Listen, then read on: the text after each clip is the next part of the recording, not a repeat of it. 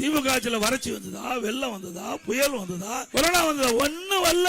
அப்படி வந்திருந்தா அந்த முதலமைச்சர் கொரோனாவிலேயே போயிருப்பார். நேர்களுக்கு வணக்கம். இந்த நேர்காணலில் அரசியல் விமர்சகர் திரு ராமசுப்ரமணியம் அவர்கள் இருந்திருக்கிறார். அவரோடு பேசலாம். வணக்கம் சார். வணக்கம் சார். தேர்தல் களம் சூடு பிடிக்க ஆரம்பிச்சிருக்கு. பல்வேறு தலைவர்களும் பிரச்சாரத்துல இறங்கி எல்லாம் பேசிட்டு இருக்கிறத பார்க்க முடியுது. அதுல குறிப்பா பார்க்கும்போது எடப்பாடி பழனிசாமி அவர்கள் பேசக்கூடிய பேச்சு கொஞ்சம் எல்லை மீறி இருக்கிறது அப்படிங்கிற விஷயத்த சுட்டி காட்டுறாங்க. ஏன்னா அவர் துணை முதலமைச்சர் உதயநிதி ஸ்டாலின் அவர்களையும் முதலமைச்சர் ஸ்டாலின் அவர்களையும் நீங்களா எப்பவே உயிரிழந்திருக்க வேண்டியவர்கள் அப்படிங்கிற குறிப்பிட்டு பேசுறாரு. குறிப்பா ஸ்டாலின் அவர்கள் நீங்க கொரோனா காலத்திலே போய் சேர்ந்திருக்க வேண்டியவர் அப்படின்னு சொல்லி எல்லாம் குறிப்பிட்டு பேசுறாரு.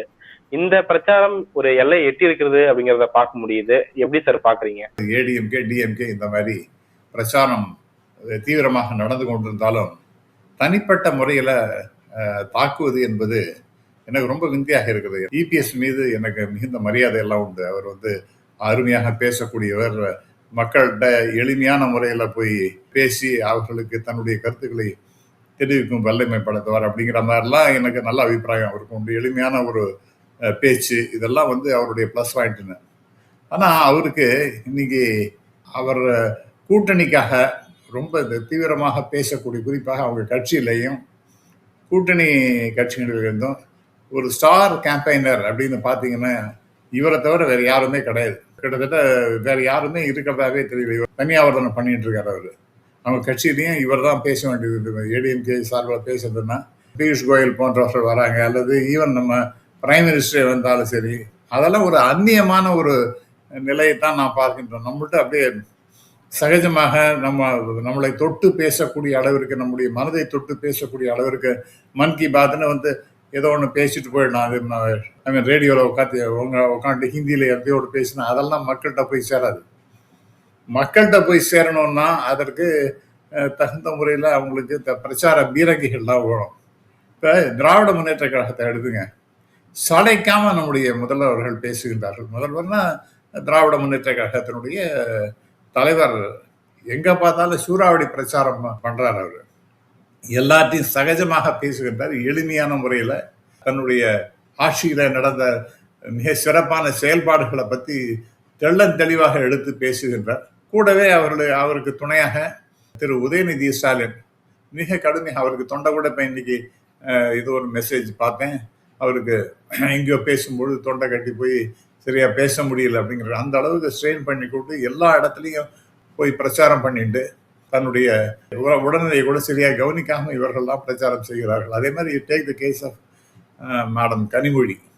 அவங்க அற்புதமாக எல்லா இடத்துலையும் போய் பிரச்சாரம் பண்ணுறாங்க. தேமுதிக மேடம் அவங்க எல்லா இடத்துலையும் ஜம்முன்னு போய் பிரச்சாரம் பண்ணுறாங்க. விசிகே தலைவர், அவர் கேட்க வேண்டாம், ஒரு அருமையான பேச்சாளர். அவர் பேசுகின்ற பேச்சு எல்லாம் மக்கள்கிட்ட போய் சேர்கின்ற தாண்டி கம்யூனிஸ்ட் கட்சி தலைவர்கள் இயற்கையாகவே அவர்கள் மக்களோட மக்களாக இருக்கக்கூடியவர்கள். அவர்கள் பேசுகின்ற பேச்சு இதெல்லாம் மக்கள்கிட்ட போய் ரொம்ப சிறப்பாக சேர்கின்றது. ஆனால் அதை சைட பாருங்க, திரு இபிஎஸ் அவர் ஒருத்தர் தான் தனியாவர்தனை பண்ணிட்டு இருக்காரு. அதனால அவருக்கு ரொம்ப இரிட்டேஷன் அதிகமாக ஆகின்றது. அது நாம் ஒருத்தரே எல்லாத்தையும் போய் பேச வேண்டியிருக்கு, எல்லாருக்கும் இந்த கூட்டெல்லாம் கூட்ட வேண்டியது, அங்கே நின்றுட்டு பேச வேண்டியிருக்கு. அவங்களுக்கு என்னென்ன பிரச்சாரம் மிக சிறப்பாக வெல் ஆயில்டு என்ஜினாக செயல்பட்டு கொண்டிருக்கின்ற திராவிட முன்னேற்ற கழக கூட்டணி அப்படிங்கிற வருத்தம் அவருக்கு இருக்கும். அதற்காக அவர் பேசும் பொழுது சில வார்த்தைகள்லாம் தடித்த வார்த்தைகள் எல்லாம் பேசுகின்றார். அது அவருக்கும் 70 வயசுக்கு மேலாயிடுது. அப்படிலாம் அவர் பேசக்கூடாது. குறிப்பாக நீங்கள் குறிப்பிட்டது போல எனக்கு ரொம்ப வருத்தமாக இருக்கின்றது. நம்முடைய முதல்வர்கள் யாருமே கனவுல கூட நினைக்க முடியாத அளவிற்கு கொரோனா காலத்தில் அந்த கொரோனா பேஷண்ட்ஸை அந்த வார்டிலேயே போய் சந்தித்த ஒரே ஒரு தலைவர் இந்தியாவிலே யாருன்னு கேட்டிங்கன்னா அது நம்முடைய முதல்வர் திரு ஸ்டாலின் அவர்கள் தான். தன்னை பற்றி கொஞ்சம் கூட அச்சமைப்படலை. அவர் பேசும்போது குறிப்பிடுகிறார், நான் யார்கிட்டையுமே இதை பற்றி சொல்லலை, நான் இந்த கொரோனா வார்டுக்கு நான் போகின்றேன், அங்கே இருக்கிற பேஷண்ட்ஸை பார்க்க போகின்றேன் அப்படிங்கிற மாதிரி யார்கிட்டையுமே சொல்லாமல் நான் போய் பார்த்துட்டு வந்தேன். அதனால என்னை சேர்ந்தவர்கள் பலருக்கும் என் மேலே ரொம்ப வருத்தம். குறிப்பாக தன்னுடைய மனைவியை பற்றி அவர் பேசும்பொழுது அவர் சொல்லுகின்றார், என்னுடைய மனைவி என் மேலே கோச்சிட்டு ஒரு வாரம் என்னோட பேசவே இல்லை, அவங்களுக்கு அவ்வளோ வருத்தம் என் மீது அப்படின்னு பேசுகின்றார். அவர் இதுக்கெல்லாம் அஞ்சரை ஆள்லாம் கிடையாது. அதாவது மக்களுடைய செயல்பாடுகளை செம்மையாக இருக்க வேண்டும். அவங்களுக்கெல்லாம் தேவையான உதவி கரத்தை நீட்ட வேண்டும் அப்படிங்கிறதுக்கு அவருடைய உழைப்பு என்பது அபாரமானது, அற்புதமானது. அது வார்த்தைகளாலே விவரிக்க முடியாது. அப்படிப்பட்ட ஒரு உன்னதமான தலைவர் திரு ஸ்டாலின் அவர்கள். அவரை போய் நீங்கள் குறிப்பிட்டது போல என்னால் திருப்பி கூட உங்களுக்கு நீங்கள் சொன்ன வார்த்தையை சொல்ல முடியல. ஒரு சீஃப் மினிஸ்டராக இருக்கிறவரை இப்படிலாம் பேசலாமா? இதெல்லாம் ஒரு நியாயமா? இவரும் சீஃப் மினிஸ்டராக இருந்தவர், 4 வருஷம் சீஃப் மினிஸ்டராக இருந்தவர். தரம் தாழ்ந்து இந்த மாதிரி ஒரு மோசமான வார்த்தைகள் எல்லாம் கொட்டுறாருன்னா இவருக்கெல்லாம் அஞ்சுறவரெல்லாம் கிடையாது. சாவினை கண்டு பயப்படுறதுக்கெல்லாம் திரு ஸ்டாலின் அவர்கள் அதெல்லாம் பயப்படவே மாட்டார். அவரால் நற்பணி செய்ய வேண்டிய செயல்பாடுகள் என்பது ஏராளமாக இருக்கின்றன. அதனால இதுக்கெல்லாம் இவர் சொன்னதுனால அவர் அஞ்சு ஐயோ நான் இவர் இப்படி பேசி விட்டாரு அப்படிங்கிறதெல்லாம் அவரை பயப்படுறாருலாம் கிடையாது. உதாரணமாக சொல்கிறேன், மீசா வழக்குகள்லாம் போட்டு எல்லாரையும் உள்ள பிடிச்சி தள்ளுறாங்க. அந்த சமயத்தில் இவர் மீது வழக்கு போடப்பட்டது. அப்போல்லாம் கடுமையாக பொய்யெல்லாம் போன சொல்லிட்டு இந்த பிஜேபிக்காரங்கெல்லாம் அவங்களுக்கு வேற வேலையே கிடையாது, பொய்யான தகவல்களை சொல்றதுன்னா. அந்த நேரத்தில் மீசா சமயத்தில் நான் நியூ காலேஜ் அங்கே பணிபுரிந்து கொண்டு இருக்கின்றேன். அங்கே எங்களுக்கு நிறைய இன்ஃபர்மேஷன் வந்துகிட்டே இருக்கும். அப்போ இந்த மீசாவில் திரு ஸ்டாலின் அவர்களை கைது பண்ணிட்டாங்க அப்படிங்கிற மாதிரி அவர் கடுமையாக ட்ரீட் பண்ணிட்டு இருக்காங்க. அதுவும் இந்த திரு சிட்டி பாபு அவர்கள் இவரை காப்பாற்றுறதுக்காக எம்பியாக இருந்தவர் மத்திய சென்னையில். இவரை காப்பாற்றுக்காக கடுமையாக அவர் அந்த விழுகின்ற அடியெல்லாம் தன் உடம்புல தாங்கி கொண்டு அவர் உயிரே விட்டுட்டார் அவர். அப்படிப்பட்ட அதெல்லாம் உண்மை, சத்தியம்ங்கிறது எல்லாம். அதை போய் என்ன பொய்யான தகவலாக பேசி இதை நான் 2-3 முறை தொலைக்காட்சியில், நான் இப்போ இல்லை, அப்போ யாரோ பேசின போது பிஜேபிக்காரங்க எதிர்கட்சிகளில் பேசின போது நான் கடுமையாக குறுக்கிட்டு பேசினேன். இதெல்லாம் அப்படிதான் பேசக்கூடாது, உண்மை அப்படிதான் நடந்தது. ஸ்டாலின் அவர்களை ஒரு மீசா கைதியாக உள்ள பிடிச்சி போட்டாங்க. அவர் என்ன திருடினாரா, அல்லது ஏதாவது வீட்டில் போய் கண்ணகோல் வச்சாரா, அல்லது ஏதாவது வழிப்பறி பண்ணாரா, என்ன செஞ்சார் அவர்? அவருக்கு அரசியல் ரீதியான காழ்ப்புணர்ச்சி காரணமாக இந்திரா காந்தி அவங்கள உள்ள பிடிச்சி போட்டாங்க, அவ்வளோதான். கடுமையான ட்ரீட்மெண்ட் வேற. 1977 அந்த எலெக்ஷன் சமயத்தில் நடந்த விஷயங்களெல்லாம் அப்படியே ஒரு பிக்டோரியல் டெஸ்கிரிப்ஷன் சொல்றாங்களே, எப்படி நடந்ததுன்னு சொல்லிட்டு ஒரு இன்ச்சு பை இன்ச்சு நம் கண்முனை கொண்டு நிறுத்துவது போல ஸ்டாலின் அவர்கள் பேசிய பேச்சு இன்னும் எனக்கு காதில் ஒழித்து கொண்டிருக்கின்றது. தாம்பரத்தில் அப்புறம் பாரதி நம்ம திடல்னு ஒன்று இருக்கு, அந்த இடத்துல அவருடைய பேசியது எனக்கு இன்னும் அப்படியே நினைவில் இருக்கின்றது. அவர் பேசிய இதெல்லாம் என்னுடைய காதில் ஒழித்து கொண்டிருக்கின்றது. ஆகவே இவரை யாருக்கெல்லாம் பயப்படுற ஆள்லாம் கிடையாது. தன்னுடைய கொள்கைக்காக, உறுதியான கொள்கைக்காக எப்படிப்பட்ட சோதனைகளையும் தாங்கக்கூடிய வல்லமை பெற்றவர் நம்முடைய ஸ்டாலின் அவர்கள். அதனால அவரை போய் இப்படிலாம் பேசுவது, நீங்கள் எப்போ போகிறீங்க, போயிருக்க வேண்டியது அப்படின்லாம் பேசுறதுங்கன்னா, இவர் என்ன உலகத்தினுடைய அதிபதி அவர்? இவர் இப்படி போயிருக்கணும் அப்படி போயிருக்கணும்னு சொல்றதுக்கெல்லாம் அது தவறான செய்தி. அது அந்த ரெண்டாவது, அவருக்கு பயப்படுற ஆளும் கிடையாது அப்படிங்கிறத நான் மறுபடியும் அதை திருப்பி சொல்ல விரும்புகின்றேன். கொள்ளை பிடிப்பு இருக்கிறதுக்கு காரணமாக தான் அப்படி இருக்காரு ஒன்று. அதே மாதிரி உதயநிதி ஸ்டாலின் ஒரு யங்ஸ்டர், அவரை போய் நீங்கள் அவர் போயிருக்க வேண்டிய, அவரோடலாம் நான் பேச வேண்டியிருக்கு. இன்னும் அவர் உயிரோடு இருக்கார், அவருக்கு நான் பதில் சொல்ல வேண்டிய நிலைமை வந்துடுதேன்னு சொல்லிட்டு இவர் பேசுவது என்பது, ஐ திங்க் இது ஃப்ரஸ்ட்ரேஷன் டு த மேக்சிமம்.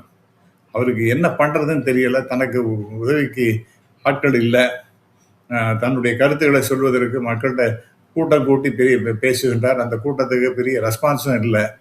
அதன் காரணமாக ஒரு அவுட் ஆஃப் ஷியர் ஃப்ரஸ்ட்ரேஷன், தனக்கு தகுந்த தளபதிகள் இல்லை, நான் ஒத்தனே நின்றுட்டு போராட வேண்டியிருக்கு அப்படிங்கிற மாதிரி இருக்கக்கூடிய நிலைமையை பார்க்கும் பொழுது மிக வேதனையாகத்தான் இருக்கின்றது. இது மாதிரிலாம் பேசக்கூடாது. ஒரு இதுல மறுபுறம் பார்க்கும்போது சார், உதயநிதி ஸ்டாலின் அவர்கள் எடப்பாடி பழனிசாமி அவர்களை அடிமைன்னே சொல்றாரு, காலை தேடி போனவர் அப்படின்னு சொல்லி போட்டோலாம் எடுத்து காட்டுறாரு. அப்ப அவர் பர்சனலா டேமேஜ் பண்ணும்போது இவர் பேசாத என்ன தப்பு இருக்கு அப்படிங்கிற விஷயத்த வாதங்களை முன்வைக்கிறாங்க சார். சரி சார், பாக்குறீங்க என்ன கேக்குறேன், அவர் காலில் விழுந்ததை பத்தி நான் மறுபடி கொச்சைப்படுத்தி நான் பேச விரும்பவில்லை. ஆனாலும் கூட அது நடந்தது உண்மையா பொய்யா? சசிகலா அம்மையார் காலில் விழுந்து ஆசி வாங்கிட்டு அவருடைய உறுதுணையின் காரணமாக இவர் வந்து ஆட்சிக்கு வந்தார்.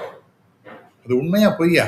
இல்லைன்னா அவர் அன்னைக்கு வந்திருக்க முடியுமா சீஃப் மினிஸ்டர் தமிழ்நாட்டுக்கு? அவருடைய ஆட்சியை காப்பாற்றினதுக்கு அடிப்படையான காரணம் சசிகலா அம்மையார் அவர்கள். அந்த காலில் போய் விழுந்து அந்த அம்மா அவரை தட்டி கொடுத்து நல்லா வேலை செய்யுங்கிற மாதிரி என்னுடைய பரிபூர்ணமான ஆசைகள் இவருக்கு உண்டு, இவர் தான் சீஃப் மினிஸ்டர் சொல்லிட்டு பேசினது. அவர் காலில் விழுந்ததுன்னா உண்மையா போய் ஆண்டு ஃபர்கெட் அபவுட் இந்த சசிகலா அம்மையாரை பற்றி ஒண்டி நான் பேசலை. கிட்டத்தட்ட இன்னைக்கு பேச்சு தமிழக அரசியல் என்ன ஓடிட்டு இருக்குன்னா, அடுத்த வருகின்ற தேர்தலில் நாங்களும் டெபுட்டி சீஃப் மினிஸ்டராக ஆகுவோம் அப்படின்னு பிஜேபி ஒரு கிளைம் போட்டு வச்சாங்க. ஆல்ரெடி ஒரு துண்டு போட்டாச்சு. அது நயினார் நாகேந்திரனா அல்லது வானதி சீனிவாசனா அப்படிங்கிற அந்த கட்சி உள்ள ஓடிட்டு இருக்கு. ஆக அது ஒரு விஷயம். ரெண்டாவதாக பார்த்தீங்கன்னா, திரு இபிஎஸ் அவர்கள் மேடையில் முதல்ல ஆரம்பத்தில் இந்த கூட்டணி ஆரம்பிக்கும் பொழுது அவர் உட்கார்ந்துட்டு இருக்காரு. அவர் தான் தலைவர்னு சொல்லிடுற மாதிரி சொல்லிட்டு இந்த கூட்டணி நாம் உருவாக்கி இருக்கின்றோம் அப்படின்னு சொல்லிட்டு அமித்ஷா பேசுகின்றார். அடுத்ததாக பார்த்தீங்கன்னா, ஒரு மீட்டிங்லேயும் மோடியாக இருக்கட்டும் அமித்ஷாவாக இருக்கட்டும் அவங்கெல்லாம் என்ன சொல்கிறாங்க, இது வந்து கூட்டணி ஆட்சி, என்டிஏ ஆட்சி தான் அப்படின்னு திருப்பி சொன்னாங்க. அதை வந்து ரெஃப்யூட் பண்ண முடிகிறதான்னு கேட்குறேன். நீங்கள் திராவிட முன்னேற்ற கழக கூட்டணி ஆட்சியில் நாங்கள் இந்த இலாக்காக்களை கேட்போம் அப்படின்னு யாராவது பேச முடியுமா? பேசிட்டு இருக்காங்களா அந்த கூட்டணியை சேர்ந்தவர்கள்லாம்? அலையன்ஸ் பார்ட்னர்ஸ் யாராவது அந்த மாதிரி ஒரு வார்த்தை, ஒரு சலசலப்பு ஏதாவது ஒன்று இருக்கா? ஒன்றும் கிடையாது. ஆனால் அந்த மாதிரி தான் இருக்கு. அப்போ ஆகவே அவங்க அவங்ககிட்ட போய் பேசுறதுன்னு சொன்னால் 1 காரு 2 காரு 3 காரு அப்படி மாறி போனது அதெல்லாம் உண்மை தானே? அது அவரே ஒத்துன்றது தானே? அப்புறம் வந்து கேள்விகள்லாம் கேட்க போகிறாங்க ஊடக நண்பர்கள் அப்படின்னு சொல்லிட்டு ஒரு துணியை எடுத்து மூஞ்சி மறைச்சின்றதெல்லாம் உண்மையா பொய்யா? ஆகவே திருப்பி நான் அவர்களை பற்றி நான் தனிப்பட்ட முறையில் நான் பேசுவதாக அர்த்தம் அல்ல. கிட்டத்தட்ட அவர்கள் பிஜேபியினுடைய அடிமையாகத்தான் இங்கே செயல்பட்டு கொண்டிருக்கின்றார்கள். இன்னும் சொல்ல போனால் இது வந்து பிஜேபியினுடைய டிஃபேக்டோ அரேஞ்ச்மெண்ட்டாக தான் நான் பார்க்கின்றேன். அது அலையன்ஸுங்கிறது இல்லாமல் அடுத்தது ஆட்சியிலேயே எங்களுக்கு பங்கு உண்டு. அப்புறம் இந்த கட்சியே கிட்டத்தட்ட அந்த கட்சியினுடைய காலடிகளை வைத்து அடமானம் வச்சு ஒரு அடிமைத்தளமாக செயல்படுவதாக தான் பொதுமக்கள் நினைக்கின்றார்கள். ஆகவே இதை நம்ம இல்லைன்னு எப்படி சொல்ல முடியாது? திரு உதயநிதி ஸ்டாலின் பேசுகிறாருன்னா, இதுக்கெல்லாம் இவங்களுக்கெல்லாம் நான் பயந்து போனேன்னா, இவங்களுக்காக நான் அடிமையாக நான் இருந்தேன் அப்படின்லாம் கேட்குறாருன்னு வச்சுக்கோங்களேன். அதுக்கெல்லாம் அவர் கேட்குற கேள்விகள்லாம் நியாயமான கேள்வியாகத்தான் நாம் பார்க்கின்றோம். ஆகவே இது வந்து டெஃபினட்டாக ஒரு அவமானகரமான பேச்சாக இருக்கிறதா? நீங்கள் வந்து நாங்கள் ஆட்சியில் இருக்கும் பொழுது நாங்கள் இந்த 7.5% ரிசர்வேஷன் கொண்டு வந்தோம். மாணவர்களுக்கு எம்பிபிஎஸ்ஸாக இருக்கட்டும் அல்லது என்ஜினியரிங்காக இருக்கட்டும், அல்லது நாங்கள் கொரோனா காலத்துலேயும் நம்ம கடுமையான நிலைமை இருந்தபோது நாங்கள் வந்து சரியாக செயல்பட்டோம். அதே போல் பல்வேறு திட்டங்களை செயல்படுத்தி இருக்கின்றோம். சொன்னாங்களே அந்த காவிரி டெல்டா ஏரியாவை வேறு எதுக்கும் பயன்படுத்தக்கூடாது, அது வந்து that will remain to be purely agricultural அப்படிங்கிற மாதிரிலாம் சொல்கிறாங்க. அதுக்கெல்லாம் நாங்கள் தான் ஆக்ஷன் எடுத்தோம். இந்த மாதிரி விஷயங்களை நீங்கள் உங்களுக்கு பாசிட்டிவ்ஸாக எடுத்து சொல்லலாமே. அதை விட்டுட்டு இந்த மாதிரி தனிப்பட்ட தாக்குதல், காழ்ப்புணர்ச்சியை வெளிப்படுத்துது, அதுவும் பொதுமக்கள்கிட்ட பேசும்பொழுது இந்த மாதிரிலாம் பேசினா, ஒரு முன்னாள் சீஃப் மினிஸ்டர் இது மாதிரி பேசுறதெல்லாம் மக்கள் ரசிக்கவே இல்லை. இன்ஃபேக்ட் அது வந்து நெகட்டிவ் இமேஜ் தான் திரு இபிஎஸ் அவர்களுக்கும் கொடுக்கின்றது, அதே போல் அந்த கட்சிக்கும் கொடுக்கின்றது, அந்த கூட்டணி அமைப்புக்கும் அப்படிதான் கொடுக்கின்றது என்று நான் பார்க்கின்றேன். மறுபுறம் பார்க்கும்போது ஸ்டாலின் அவர்கள் பேசும்போது ஏற்கனவே கலைஞர் விஷயத்த எடப்பாடி அவர்கள் பேசியிருந்தாரு. அதுக்கு வந்து நாக்குல நரம்பு இல்லாமல் பேசுகிறார் எடப்பாடி பழனிசாமி அப்படிங்கிற விஷயத்த குறிப்பிட்டிருந்தாரு. இப்போ கொரோனா காலத்துல நீங்க சொன்னது போல நான் உள்ள போகும்போது என் மனைவியே என்கிட்ட பேசாம இருந்தாங்க அப்படிங்கிற விஷயத்த குறிப்பிடுறாரு. உதயநிதி ஸ்டாலின் அவர்கள் பேசும்போது பால்டாயில்னே சொல்லிட்டு இருக்காரு. அப்போ இனிமேட்டு அவரை பால்டாயில் பழனிசாமியே கூப்பிடலாம் அப்படின்னு சொல்லி பதிலடி கொடுக்குறாரு. இவங்க இந்த சைட ஹேண்டில் பண்றது எப்படி சார் பாக்குறீங்க நீங்க? ஒரு ஆக்ஷன் என்று இருக்கும்போது there will be a reaction. பால்டாயில்னா என்னது, எதுக்காக இவர் பார்த்தாரு? அதெல்லாம் பொது வெளியில ஒருத்தருடைய இமேஜ் கெடுக்கணுங்கிறதாக, பர்சனல் இமேஜ் கெடுக்கணுக்காக இந்த மாதிரிலாம் பேசுறதுங்கிறது அதை எப்படி ஏற்றுக்கொள்ள முடியும்னு நான் கேட்குறேன். இதெல்லாம் ஒரு நல்ல ஒரு மெச்சூர்டு பாலிட்டிஷியன் பேசக்கூடிய பேச்சா என்ன?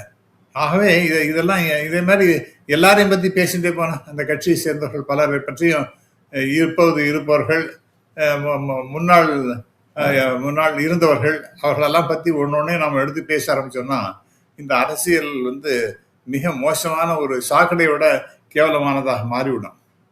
ஆகவே இதெல்லாம் பேசுவதே தவறு. இதனால் பால்டாயில்ங்கிறது நீங்கள் செத்து போயிருந்திருக்க வேண்டியது ஒன்று, நீ போயிருந்தா உனக்கெல்லாம் பதில் சொல்ல வேண்டிய அவசியமே எனக்கு இருக்காது அப்படின்னு பேசுவது.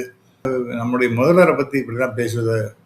அவர் என்ன ரொம்ப நேற்றுக்கு பேசும்பொழுது திருவண்ணாமலை போன்ற இடங்களில் பேசும்பொழுது அவர் தன்னுடைய கட்சியினுடைய ஆட்சியினுடைய மிக சிறந்த செயல்பாடுகள் திட்டங்கள் அதை எப்படி செயல்படுத்தி இருக்கின்றார் அப்படின்னு அதை எடுத்து பேசுறாங்க. ஏராளமான புள்ளி விவரத்தோடு பேசுறாரு. இந்த மாதிரி நீங்க என்ன ஆட்சியில் 4.5 வருஷம் இருந்தீங்க இல்லையா, அப்ப அந்த ஆட்சியினுடைய சிறப்புகளை பத்தி நீங்க சொல்லலாம் இல்லையா? இவர் எடுத்து பேசுறாரே, இது மக்கள்கிட்ட போய் சேருமா சேராது இந்தந்த திட்டம். இன்ஃபேக்ட் திரு இபிஎஸ் அவர்களே திராவிட முன்னேற்ற கழகத்தை கிண்டல் பண்றேங்கிற மாதிரி ஒரு இடத்துல பேசும்பொழுது அவருடைய திட்டங்கள்லாம் என்னன்னு சொல்லிட்டு என்னென்ன திட்டமோ அதை வரிசைப்படுத்தி பேசினார். அவர் இப்படிலாம் அவங்க பேசுறாங்க, அதெல்லாம் உண்மையா பொய்யாங்கிற மாதிரி அவர் எழுதுன்னு போனார். ஆனா அவராலே அந்த லிஸ்ட்டை கம்ப்ளீட் பண்ண முடியும். ஏன்னா அவ்வளவு ஏராளமான திட்டங்களை தமிழ்நாட்டுக்கு சோஷியோ எக்கனாமிக் சிஸ்டம்ஸ் எல்லாத்தையும் அவங்க கொண்டாந்துருக்காங்க. ஆகவே அதெல்லாம் பத்தி எடுத்து பேசுறது அது அவராலேயே கூட இந்தந்த திட்டம் இந்தந்த பேர்ல இந்தந்த நடவடிக்கை எடுத்துறாங்க, இந்தந்த ஆக்ஷன் எடுத்துருக்காங்கிறது அவரை சொல்லிட்டு இதெல்லாம் பொய்ங்கிற மாதிரி கடைசியில் முடிக்கிறாரு ஒழிய.